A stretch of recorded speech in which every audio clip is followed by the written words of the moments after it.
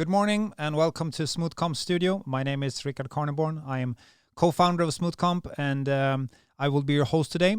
Due to the coronavirus situation, the entire industry has postponed a lot of events. So we thought that we should reach out to our organizers and see how this is affecting them.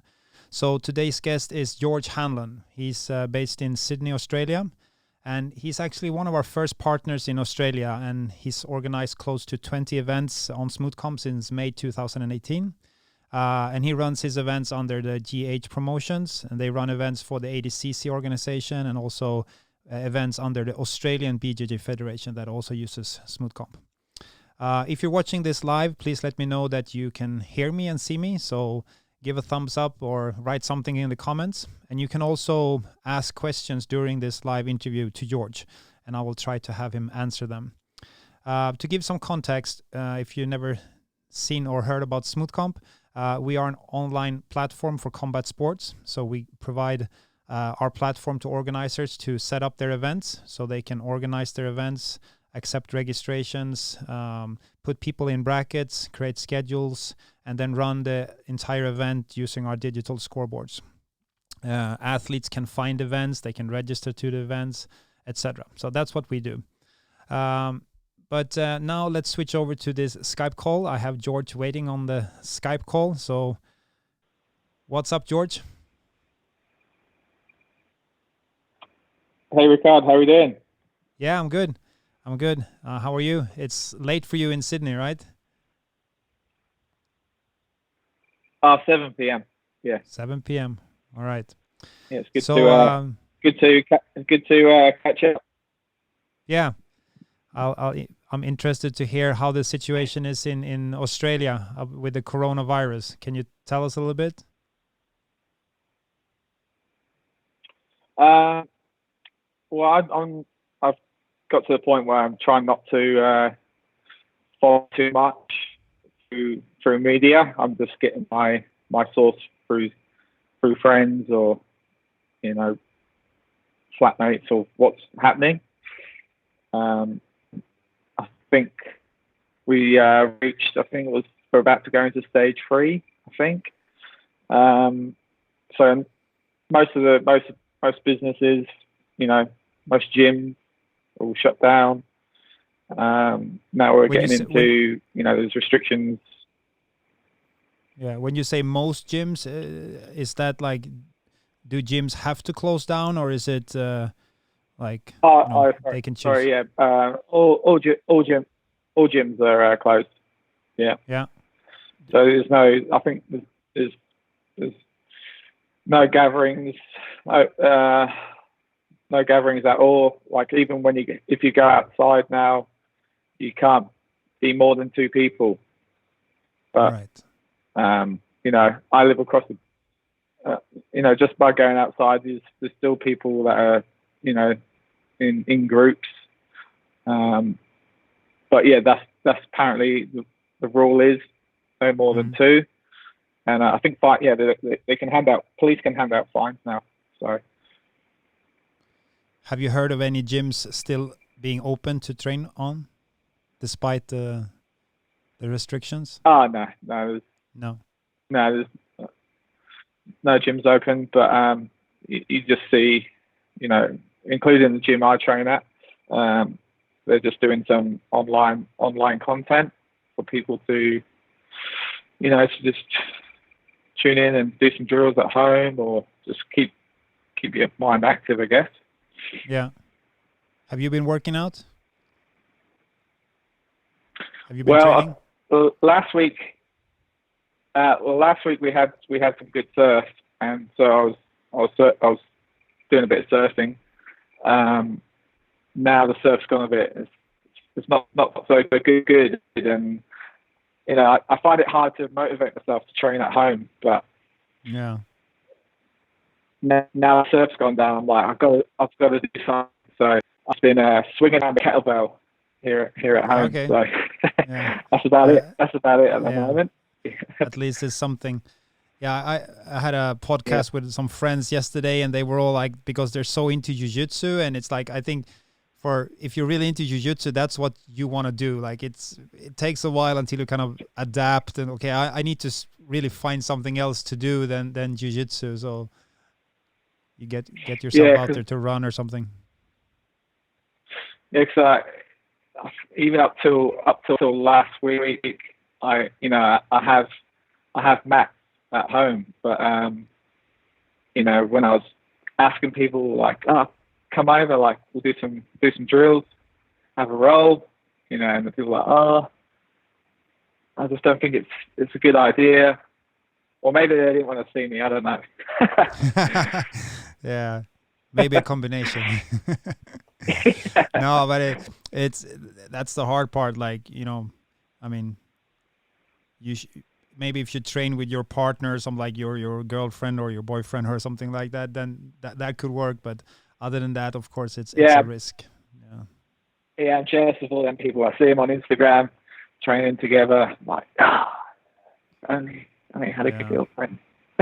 Have you seen the drama about Gordon Ryan and the Danaher squad and that they're training in New York?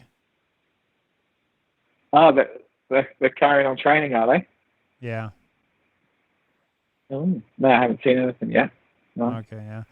I saw Keenan Cornelius kind of publicly wrote them a message. I wrote to John and it's like, hey guys, you're really like obstructing every recommendation from the government right now about not training. So kind of a drama on Instagram. Well, that's the New York's, it's like one of the hardest hit areas, isn't it? New York.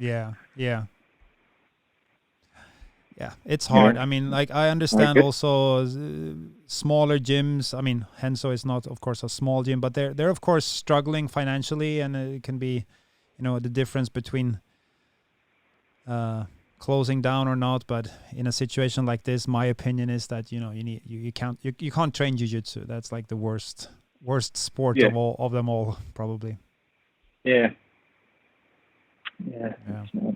All right. So tell me, when you had an event, right, just before kind of the lockdown or the government decided that you could not run events. Can you tell us a little bit about that event? Yes. So I think it was the week leading up to an Australian Federation Jiu-Jitsu event, which was on the 15th of March. The cases started creeping up.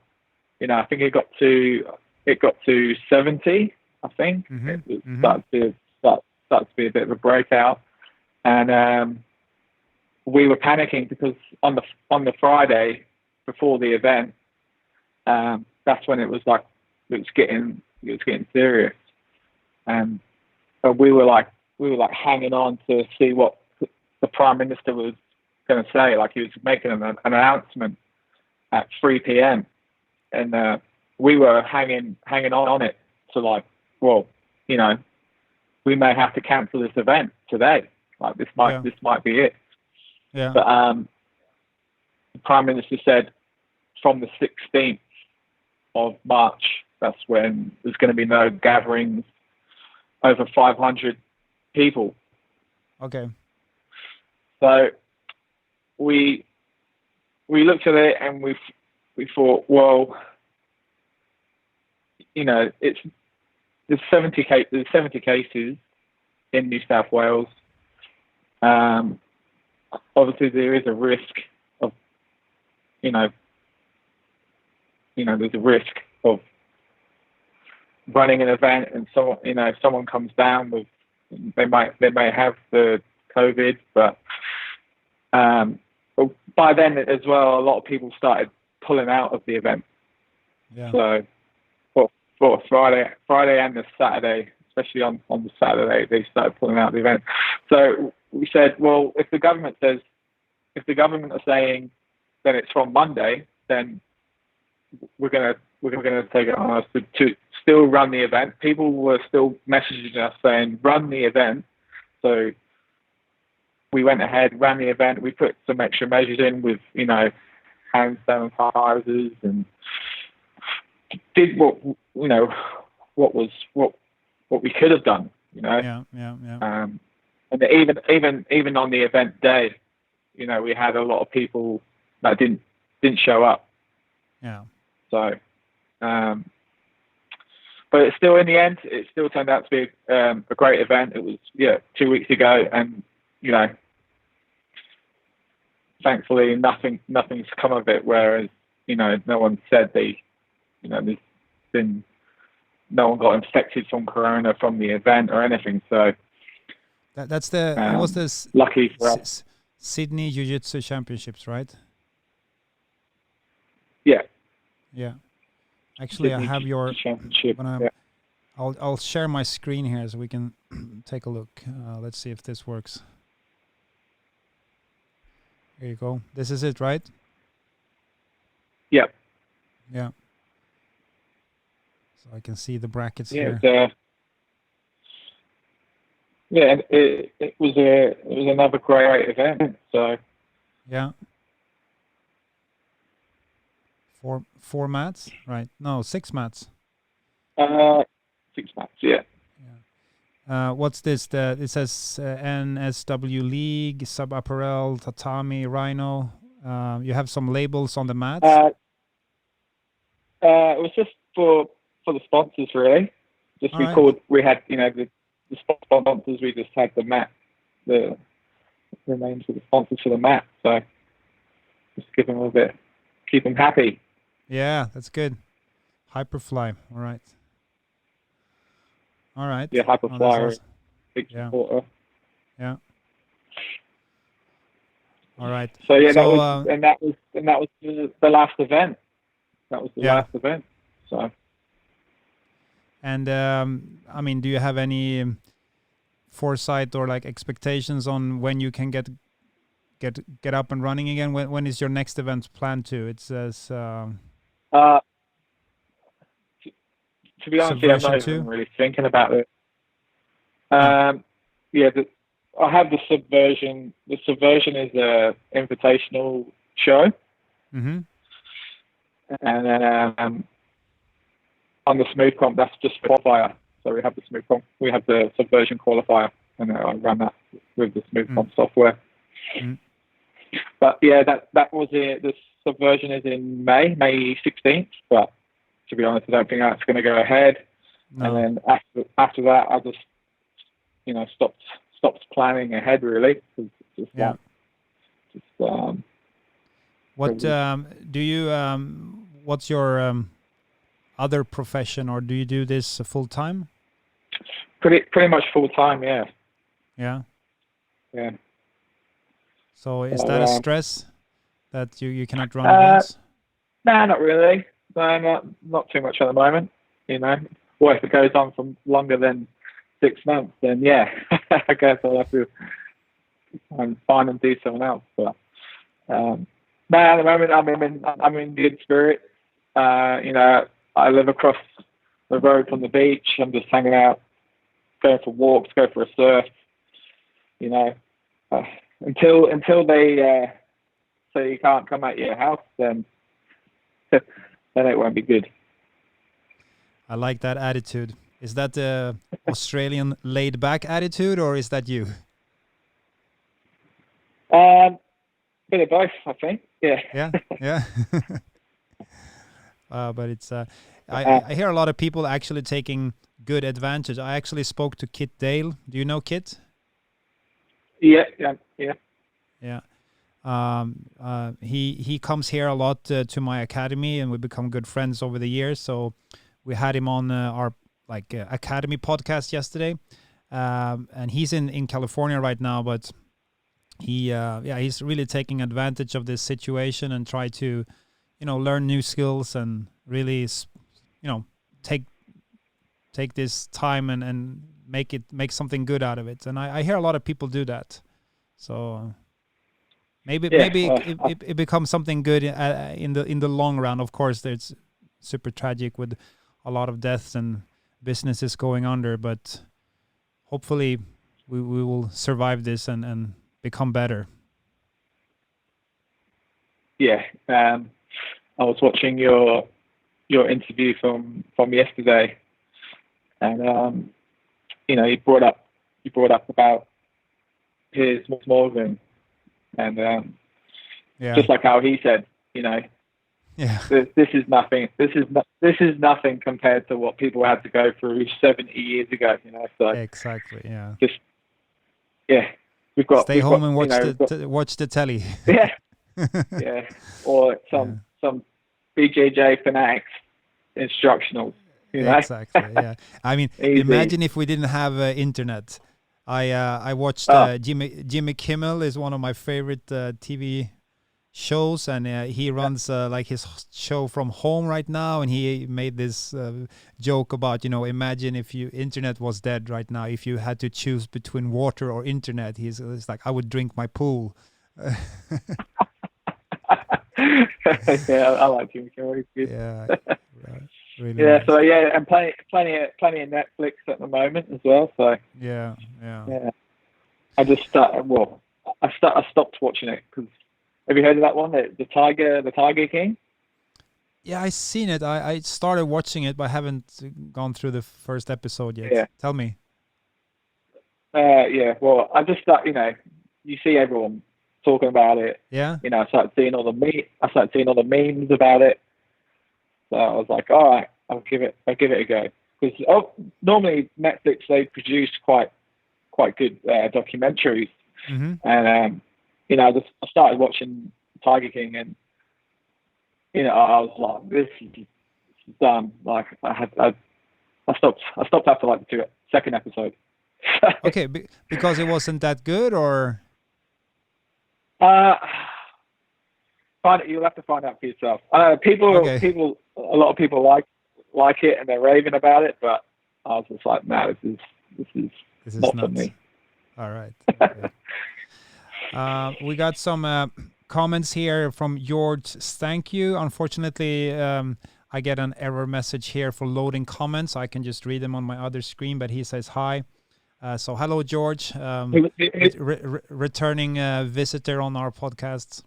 But I couldn't bring his comments into the screen. Do you remember? He's from Bulgaria, I think, or something. Bulgaria. Oh yeah. I think so. I might be mistaken, but yeah, he's a customer of ours. Cool. So, do you remember when we spoke the first time? Because I remember you were standing like outside in a parking lot when you kind of contacted Smoothcomp about starting to use our platform. We had this Skype conversation. Yeah, I remember. You emailed me first. Okay, all right. So I got your email, and you said, "Oh, have you heard of Smoothcomp? Are you interested in using our platform?" And it still bugs me to this day that when I first started doing the event, when we first started events, it was with Oz Sub Only. Submission only tournament, and my partner Rafael, who I do it with, he said, "Oh, let's use Smoothcomp," and I was like, "Oh, what is it?" And he's like, "Well, it's the one that the Abu Dhabi used." So I jumped on, and I was trying to look at it and trying to figure it out, and obviously at this stage I just still had very little experience, and I was trying to suss it out. And when I realized I needed like computers and TV screens and stuff, and we didn't have a big budget at the time, that I just went, oh no, we can't use it. And once we started using it a couple of years later, I saw on there that you had the option for just the paper brackets. Do you still have it on there? Yeah, you can create the brackets and then print them as a backup. Yeah. Yeah. So once I realized that, then I was like, I wish I just used Smoothcomp from the start, Yeah. Yeah. But yeah, when I got your email, and I started looking into it a bit more, then we had the Skype video call, and I think that was around December, and I had a few events locked in, and I knew at that stage I was going to finish them events and then start using you guys. So, and the first event that I used Smoothcomp was the ADCC National Championship. Correct. Yeah. Yeah, and I tip my hat off to myself, because for a first time user of Smoothcomp, it was a great event. It went down good. Yeah, good work. Yeah, really appreciate your support over the years, and now also the Australian Jiu-Jitsu Federation is on board with the whole federation. So, and you run events there as well, right? Yeah, the Sydney Cup BJJ circuit. We have two a year in Sydney, and then so I wear a few hats. So I have we did the Sydney Cup, ADCC, also only, and then we have Subversion Jiu-Jitsu, which is the Invitational. So there's a few different organisations I'm involved with. Also only being the first one, and with ADCC, John Donoghue is the federation president for Australia, and I just out of the blue just emailed him one day and asked him, if he needed some help to revive the brand back here in Sydney mostly, and he was interested in working with me. And we still, like, when we started, he said the goal was to get the trials, the Oceania trials back here. So that's been a goal for both of us for a couple of years now, and I think we're just about there. I think hopefully, fingers crossed, next year we can get the second Oceania trials back here in Australia. How's the kind of the market for Jiu-Jitsu been growing over the years? Do you think like more events and more people competing? Is it a good trend? Yeah, definitely. You can definitely see the size of the events are getting bigger. There's tons of more kids, like heaps of kids getting involved. And then there's a few more competitions that are popping up.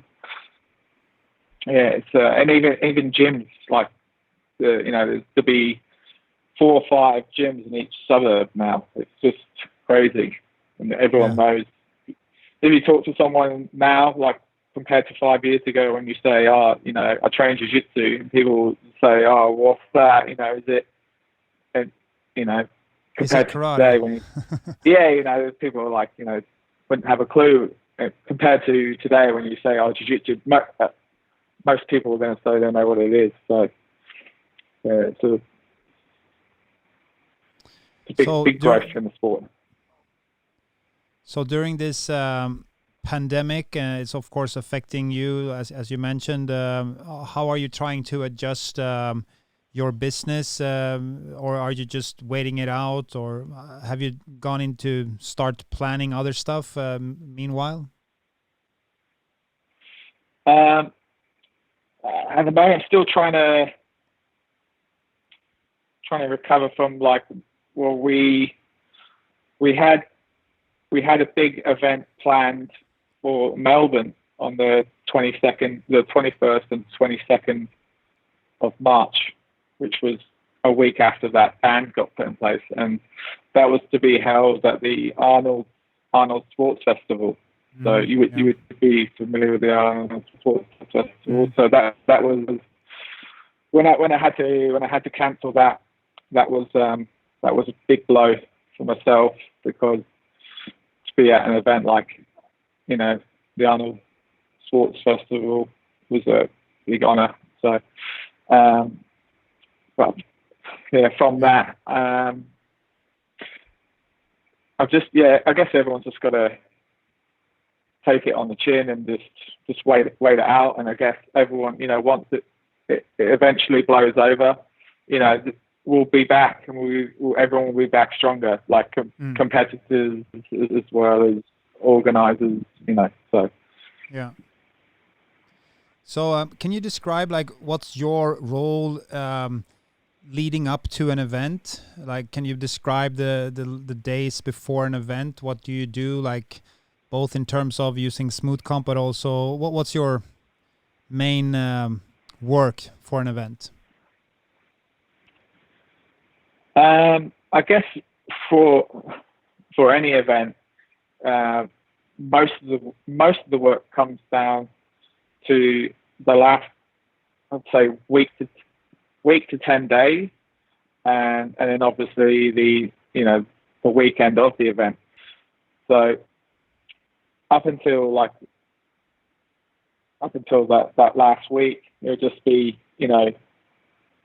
marketing and getting people engaged through social media.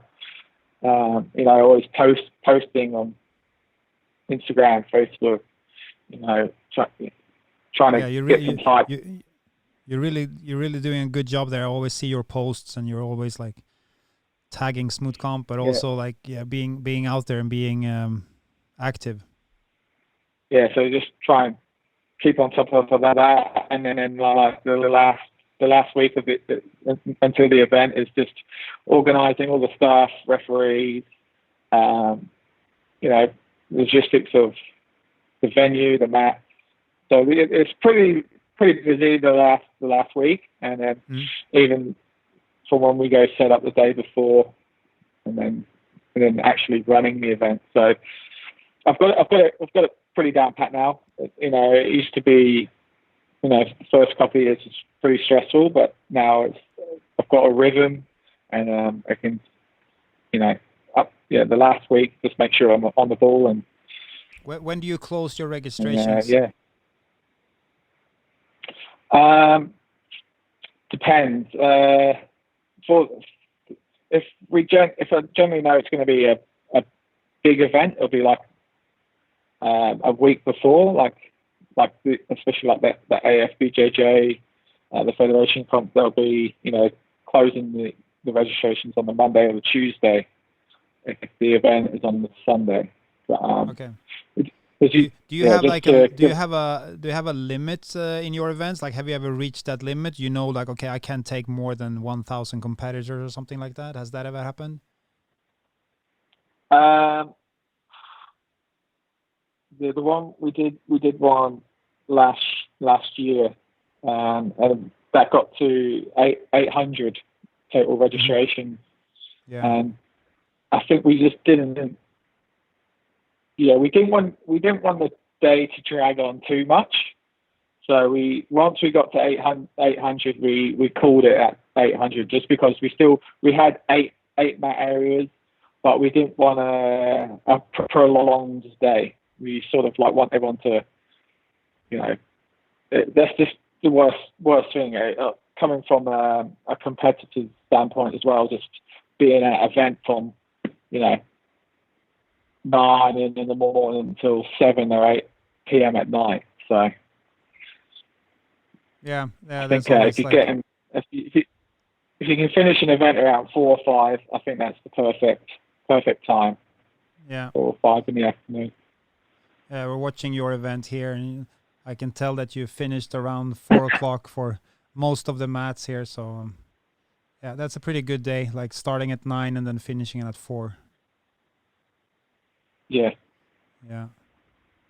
Because we added a feature some weeks ago that is called max capacity, so that you can actually set a number, and if you reach that number, the event registration will close automatically. We can have it both for the entire event. So you can set a max capacity for the entire event, but you can also set a max capacity per division. So let's say you you only allow 15 white belts, adult, master 1. Then you can have a limit of any number for each division. So yeah, could be useful if you, because I run my events here in Stockholm, and we kind of learned over the years that not more than 1,000 fighters. That's like our numbers, and we could actually have more, but I think for a good and professional event, as you said, not running longer than 4 or 5, we should stop by around 1,000 fighters. Yeah. It's a bit, can get a bit messy. Yeah. And then during the event, how is that day for you? Is it stressful, or what's your role when you actually start the event? Yeah, like I said as well, the first couple of years it was pretty stressful, but now we've got a good group of guys that that continually come back and work for us at the event. So I can always trust a couple of people to take on other roles, but generally just coming in early, setting up all the computers, Wi-Fi, when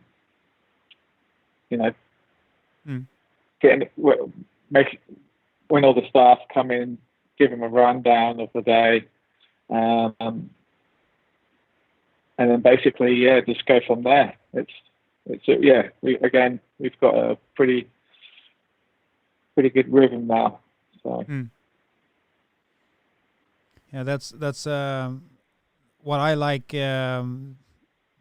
Of course, using my own software is that I can actually enjoy the events much more now. Before we used any software, it was kind of a lot of stress during the event and a lot of papers. Yeah. But nowadays I can even compete in my own events sometimes, and I can watch my students, because once I have everything settled and the fights are happening, then I just kind of I try to just make sure that everything is running. I make small adjustments in the schedule during the day, but other than that, they're pretty much running. Each match is running their own little tournament. So yeah, it's generally how it works for us. And that I did the same. Like, it's just mostly just the small adjustments in the schedule, or moving some people around in brackets, or it's all pretty straightforward now. Yeah. But I'd love to see one day, a bit of a video documentary on you guys, on the Smoothcomp guys, and how it all came about, how you started, how you all got together and started Smoothcomp, and how it just snowballed from there. So I think that'd be really interesting, because obviously it's a great platform, and it's revolutionized the whole jiu-jitsu competition scene. So I'd like to see something like that in the future. Yeah, that would be fun. Maybe somebody that sees this and you're a video creator, reach out to us, and maybe we can have something. Make something. Well, I have the best videographer in Australia. Yeah, you have. Yeah. Yeah. So if you ever want to see, if there are any guys listening, you want to see some great content, give us a follow to Inc. I think he's on Instagram and YouTube. So anything that we upload to our pages, he also uploads to his YouTube account. We've made some great content over these last years now. So if you want to see some great videos, go check that out. Is it Inc.? Yeah, pretty sure. Yeah, Inc. So like this, Inc. Is that the Instagram profile, or? Instagram and YouTube, I think. All right. Yeah. So like the first ADCC national titles highlights video. That's a great video to check out. It's done over it's done over 30 odd thousand views. All the other highlights or the promotional pieces that we've made, Subversion. He is phenomenal. You got to check it out. Yeah, I remember I've been talking to. He's my secret weapon. Yeah, it's a good weapon for sure. I remember talking to you about this before, and I was like, yeah, he tells a really, really nice story with, the music and the feeling that he creates is really good. So yeah, definitely recommend to checking out Inc. for good highlight videos from tournaments. Yeah. No, but it would be cool to it won't be the same. No, but it would be fun to tell our story. I mean, we try to keep like a neutral position in this industry, but of course we're very passionate about what we do, and we're also we train jiu-jitsu, the three of us in the management, and we go to events and we run events, so it's hard not to be. But we're focusing on all events. Like our goal is to revolutionize combat sports events, and as I told you before we got onto the show, we're actually getting contacted by other sports and other areas now, because I mean our platform works pretty much the same for any sport. So we could definitely kind of scale our business model a little bit, and that's the plan. But it would be fun to tell our story someday. As any company grow, like a small company growing very fast. So, and with the help from people like you, we managed to reach all the way to Australia. Yeah, it's great. Do you have any? And now, sorry. No, go ahead. Well, I was saying that like you go on Smoothcomp now, and you go onto the event for Australia, and you're just dominating the market now. It's like there's no one that doesn't use Smoothcomp now. You'd be crazy not to use it, I think. Yeah, that's. I think that's it. No, but it's it's been a your crazy. Your event is gonna fail if you don't use Smoothcomp. Yeah, it's been a crazy ride.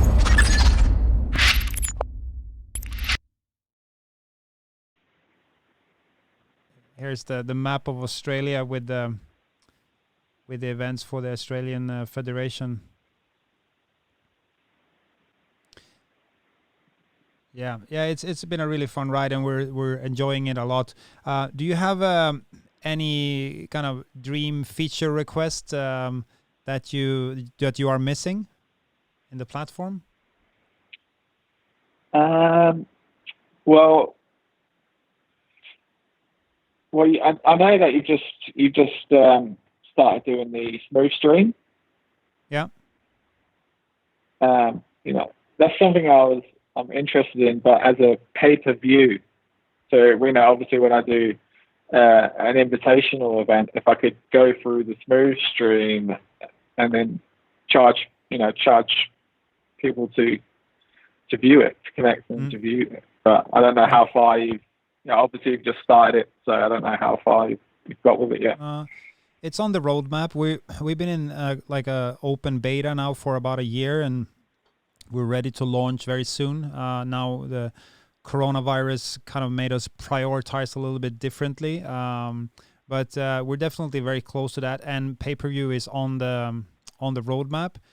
Right now, we're doing the stream is towards YouTube, and YouTube don't have pay-per-view, so we need to find another partner that we can set up the Smooth streamer to work with pay-per-view. But it's definitely on the roadmap. Yeah. Okay. But apart from that, for me the software is perfect. It's not much I need, I don't think. Have you had any problems with the term like the sandbagging problem, like people competing in a lower belt than that they have?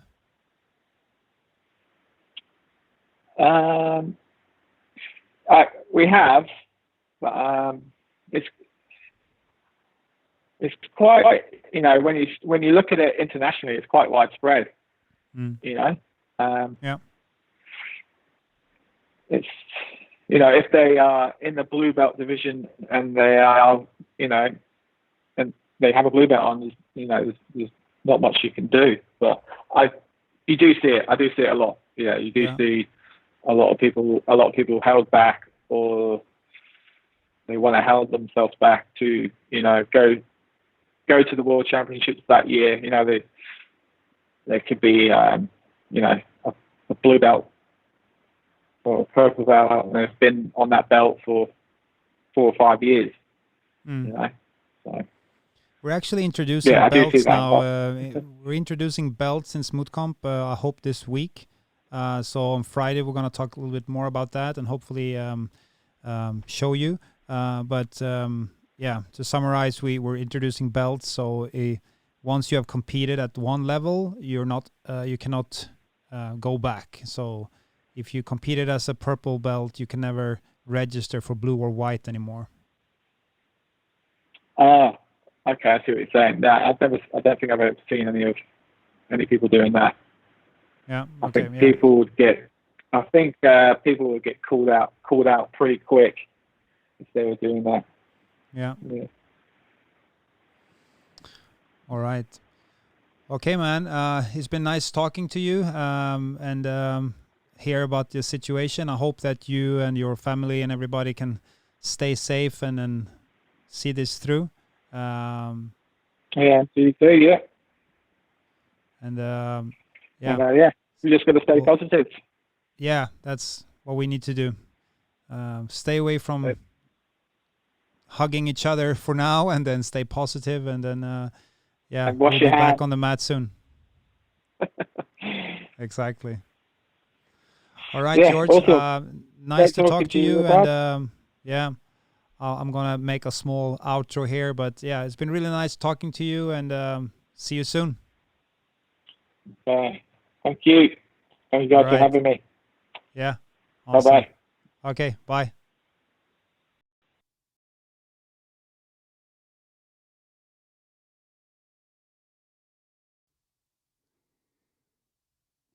So tomorrow we talk to Naga, Kip Collar and Joe Cuff, and then on Friday it's time for Christian Gragout from Belt Checker.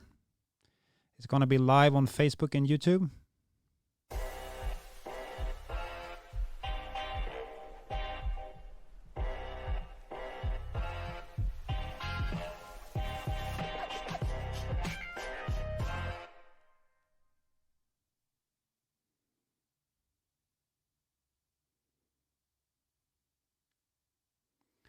Thanks a lot, George, for talking to me about the situation in Sydney, Australia.